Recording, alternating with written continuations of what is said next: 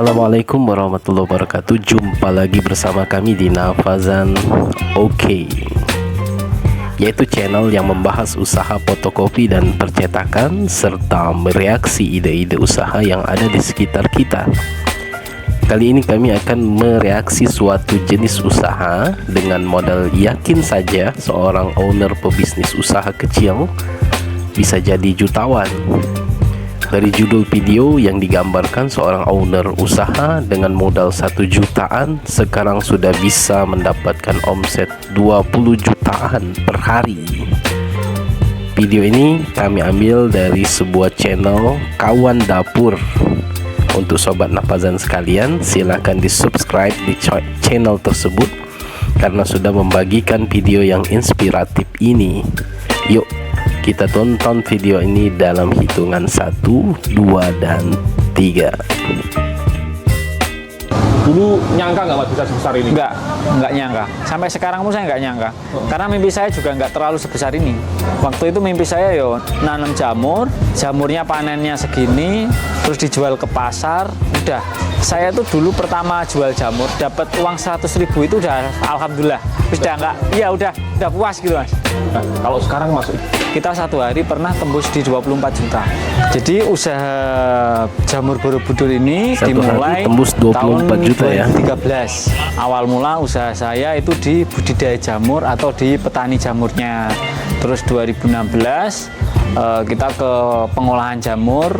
Waktu itu awalnya ke keripik dulu. Kemudian 2018 kita memperkenalkan ke wisata edukasi sampai sekarang. Assalamualaikum warahmatullahi wabarakatuh. Perkenalkan, nama saya Puput Setioko. Saya owner dari usaha Jamur Borobudur tentang budidaya dan pengolahan jamur. Kalau sebelum usaha melamar sana sini itu saya itu ternyata punya kekurangan buta warna. Ada yang namanya tes kesehatan. Tes kesehatan itu saya dites pakai buku yang buta warna itu, suruh baca ini angka berapa itu ya. Ternyata saya nggak bisa. Jadi itu nggak ada yang bisa saya baca. Tapi waktu itu saya nggak tahu itu karena apa. Ya gimana ya Mas ya? Ya frustasi pasti. Itu pasti frustasi. Jadi jamur itu pertama kenapa saya terjun ke jamur itu karena ya kepepet. Saya harus usaha. Tapi usahanya apa? Nah, diawali dengan saya suka jamur, tapi tetap saya harus usaha karena kalau mengandalkan kerjaan, saya udah punya kekurangan itu tadi. Nah, saya diawali dengan suka jamur itu saya memilih jamur kayak gitu Mas. Ya, jadi ini adalah tempat penjemuran jamurnya. Kita keringkan pakai sinar matahari langsung agar ketika dikemas itu dia bisa awet. Untuk yang jamur kuping itu kalau sudah kering dia bisa awet sampai 1 tahunan. ini jamur kuping ya Pak ya? Iya, ini kuping kering. Kalau yang sebelah sini? Kalau yang ini ada jamur lingsi.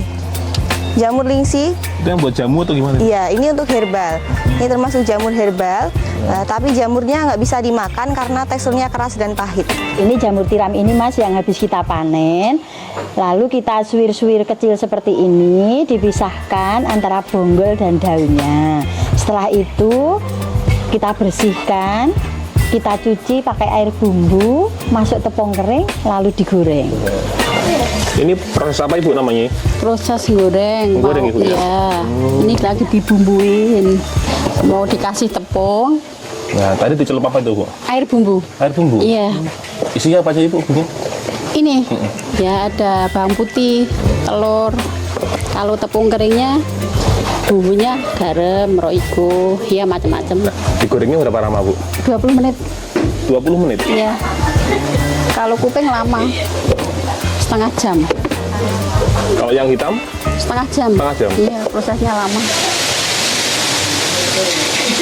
Ini udah mateng Mas. Ya. Setelah 20 menit penggorengan. Langsung ditaruh di penirisan sini Bu ya? Iya. Jadi kalau matang ini berbarengan semua ya Bu ya? 1, 2, 3 sesuai dengan urutannya.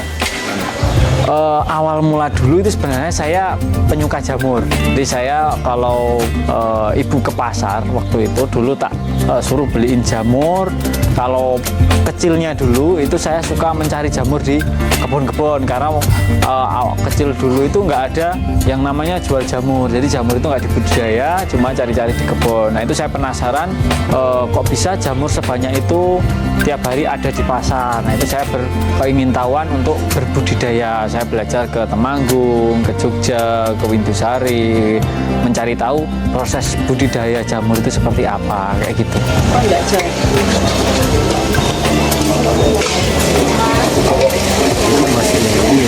Tidak hanya langsung buka usaha walaupun modal yakin, ternyata dia masih juga mencari ilmu ya. Jadi ke teman-teman bagaimana cara prosesnya, bagaimana cara usahanya, bisnisnya, ternyata dia juga belajar.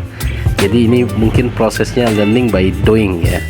Dia belajar tak bekerja ya, ini suatu proses usaha yang memang harus dijalani seperti itu.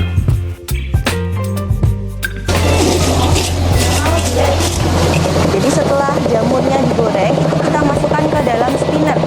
Ini alat untuk meniriskan minyaknya. Sebelum kita kemas, jamurnya di spinner dulu biar minyaknya tiris. Jadi itu berpengaruh ke keawetan produknya.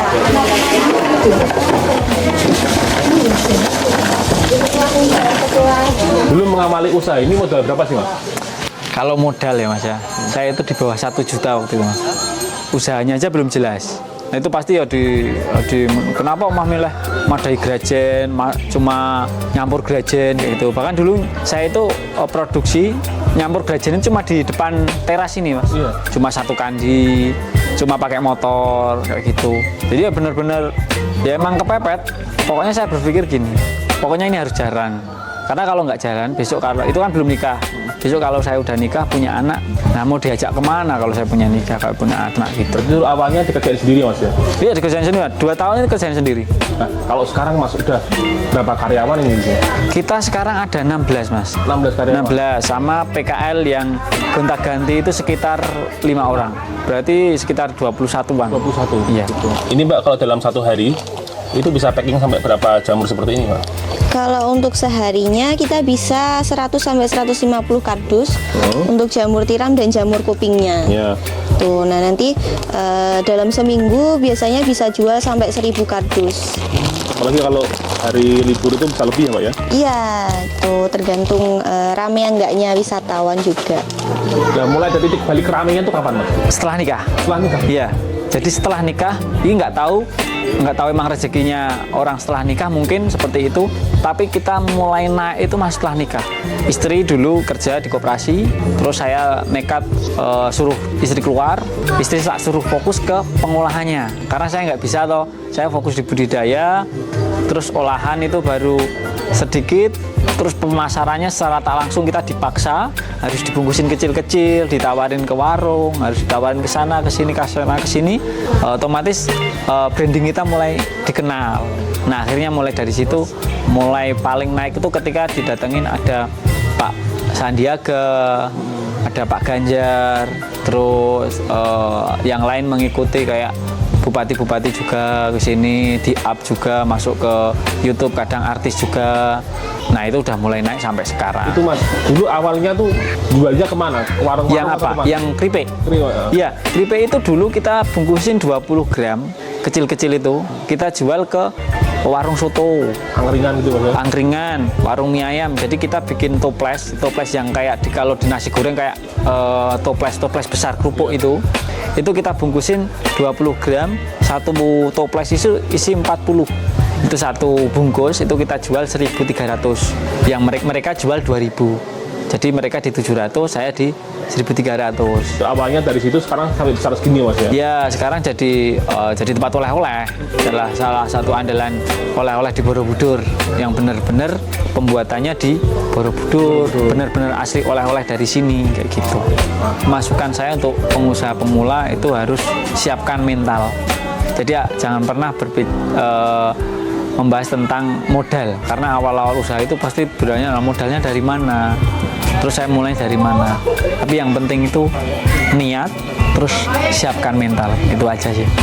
Jadi jangan pernah gampang menyerah, karena kalau usaha itu pasti ketemu gagal Mas. Nggak mungkin ketika kita mulai usaha langsung berhasil, kita bikin ide langsung berhasil, kita bikin itu pasti ketemunya hambatan dulu. step by step. Emang ketemunya gagal ya udah kita lewatin buat pengalaman, ketemu kekurangan ya udah kita evaluasi terus, seperti itu kita akan semakin bisa, seperti itu Mas.